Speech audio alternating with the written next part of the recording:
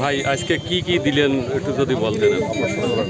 আজকে আসলে কি দিয়েছি সেটা ম্যাটার করে না, দিয়েছি আলহামদুলিল্লাহ অনেক কিছু দিতে পেরেছি, আরও দিতে পারলে ভালো হতো। এটা যে তারেক রহমান মনে করেছে এই পরিবারটিকে এবং উনি যে খেয়াল করেছেন যে আসিয়ার মা একটানা 3 দিন একই কাপড় পরে আছে, এই জিনিসটা একটা ভাবার বিষয়। এবং উনি ওদের দিয়েছে ওর মাকে মানে জামা কাপড়, বোরকা, ওর বাবার জন্য পাঞ্জাবি, তারপরে জামা, সমস্ত কিছু, বাচ্চাদের জন্য 2 সেট করে কাপড় চোপড় দাদুর জন্য দিয়েছেন এবং ঈদের জন্য কিছু খাবার দাবার পাঠিয়েছেন। জানান আপনার পরিচয়টা যদি একটু নাম। আমি সাবেক এমপি এবং বাংলাদেশ জাতীয়তাবাদী দলের সহত্রাণ ও পুনর্বাসন বিষয়ক সম্পাদক, আর জাতীয়তাবাদী মহিলা দলের কেন্দ্রীয় কমিটির সহসভাপতি। নাম?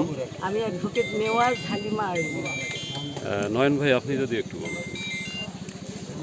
আসলে বিএনপির ভারপ্রাপ্ত চেয়ারম্যান তারেক রহমান সাহেব প্রথম থেকেই এই পরিবারের পাশে আছে এবং পরিবারের সম্পূর্ণ দেখভাল করতেছে। এই পরিবারের পুনর্বাসনের জন্য কাজ চলতেছে। ইনশাল্লাহ খুব দ্রুতই অন্য ঘরবাড়িরও কাজ শুরু হবে।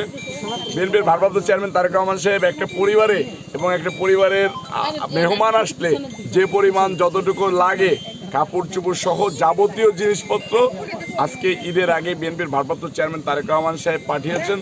আমরা সেই গিফটগুলো নিয়ে আসছি। এই পরিবারের পাশে বিএনপির ভারপ্রাপ্ত চেয়ারম্যান ছিল, এই পরিবারের পাশে বিএনপির ভারপ্রাপ্ত চেয়ারম্যান আছে এবং এই পরিবারের পাশে বিএনপির ভারপ্রাপ্ত চেয়ারম্যান থাকবে। এই পরিবারকে নিয়ে যারা পলিটিক্স করার চেষ্টা করতেছে, ইনশাআল্লাহ মাগুরার মাটিতে কোনো অন্যায় মাগুরার বাসী হতে দেবে না, কোনো পলিটিক্স করতে দেবে না, কোনো নির্যাতিত নিষ্পেষিত নিপীড়িত মানুষের পরিবারকে কখনোই মাগুরার লোক হেনস্থা হতে দেয় নাই, ইনশাল্লাহ দেবে না। ধন্যবাদ।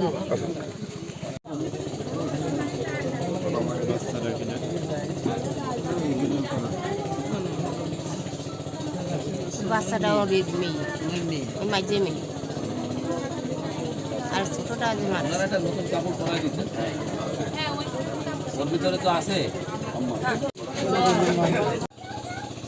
মিডিয়াদের সামনে বলতেছে কি ওই যে 4টা আসামি ধরেছে, 4টা আসামিদের জন্য রিমান্ডের বাইরে কয়েকজন স্বীকার করায়, আর ওরা জন্য স্বীকার করার জন্য ফাঁসি দেয়, এইটুকু বলতে পারছি।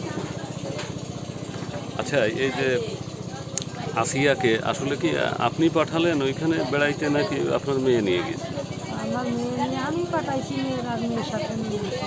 আচ্ছা, জানেন যে আপনার ওই বিয়ে আছে বড়া ফড়া বিয়ার তো ওখানে পাঠালেন? তো উপরে তো দেখাবে না বাবা, দেখা যায় উপরেটা তো দেখা যায় না।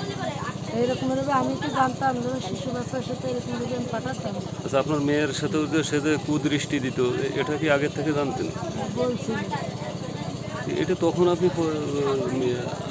থানায় টানায় অভিযোগ দেননি কেন?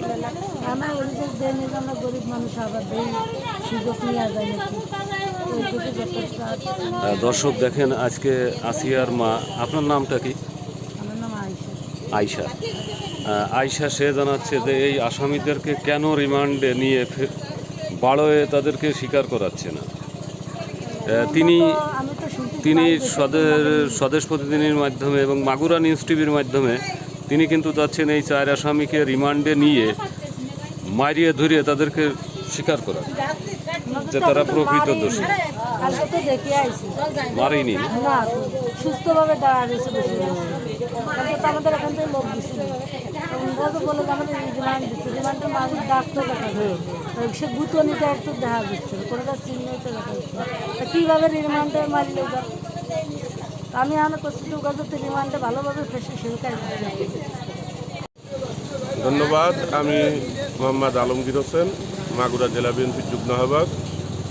আমরা এসেছিলাম, জানেন যে আসিয়ার পরিবারে আমরা আসছি ভারপ্রাপ্ত চেয়ারম্যান জনাব তারেক রহমানের পাঠানো ঈদ উপহার নিয়ে।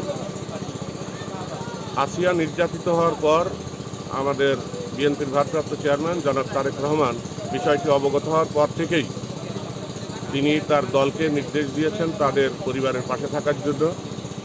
আমরা তার দল তার চিকিৎসার সমস্ত খোঁজখবর রাখা সহ তার মৃত্যুর পরবর্তী সময়েও আমাদের ভারপ্রাপ্ত চেয়ারম্যান তারেক রহমান নিজে ঘোষণা দিয়েছেন তার চিকিৎসার সমস্ত দায়ভার এবং বর্তমানে তার মৃত্যুর পরে তার পরিবারের দায় দায়িত্ব বহন করার যে ঘোষণা দিয়েছেন তার ধারাবাহিকতায় আজকে জনাব তারেক রহমান এই আসন্ন ঈদ উপলক্ষে কিছু ঈদ সামগ্রী পাঠিয়েছেন।